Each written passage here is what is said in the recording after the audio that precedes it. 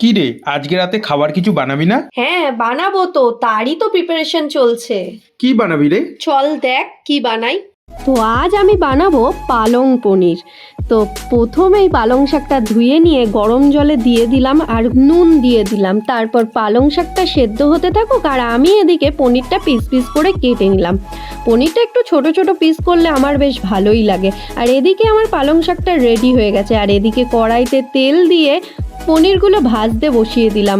পনিরগুলো ভাজতে বেশ ভালোই লাগে। আর পনির ভাজা খেতে তোমাদের কার কার ভালো লাগে একটু জানিও। তারপর তো আস্তে আস্তে পনিরগুলো ভাজা হয়ে গেল আর আমি একটুখানি ঠান্ডা জলে দিয়ে দিই। আর এদিকে পেঁয়াজ, লঙ্কা, টমেটো সব কিছু দিয়ে তেলের মধ্যে ভাজতে শুরু করলাম। তারপর হলুদ গুঁড়ো, লঙ্কার গুঁড়ো, জিরে গুঁড়ো সমস্ত কিছু দিয়ে ভালো করে কষিয়ে নিলাম আর একটু গরম মশলাও দিয়ে দিলাম। তারপর ভালোভাবে কষাতে শুরু করলাম। ওর মধ্যে একটুখানি আদা রসুনের পেস্ট দিলাম। তারপর ভালোভাবে কষিয়ে নিয়ে এদিকে পালং শাকের পেস্টটা দিয়ে দিলাম। তারপরে আবারও ভালো করে কষালাম, নুন দিয়ে দিলাম পরিমাণ মতো। তারপর একটু স্বাদ অনুযায়ী চিনিও দিয়ে দিলাম। তারপর তার উপরে পনিরগুলো দিয়ে দিলাম।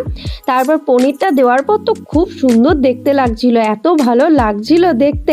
তারপর একটু গরম মশলা দিয়ে দিলাম। তারপর কাসুরি মেথি দিয়ে দিলাম। তারপর একটু ফুটিয়ে নিলাম আর তৈরি হয়ে গেল আমাদের পালং পনির।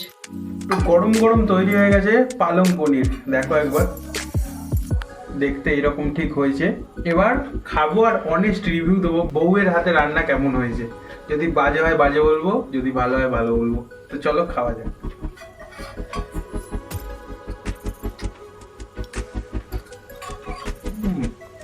সত্যি অপূর্ব হয়েছে, দারুণ হয়েছে। তো তোমরা আবার বেশি দেরি না করে শীতকালে অফিস থেকে এসে এরকম পালং পনির বাড়িতে বানিয়ে নাও আর খেতে থাকো। তো চলো বাই।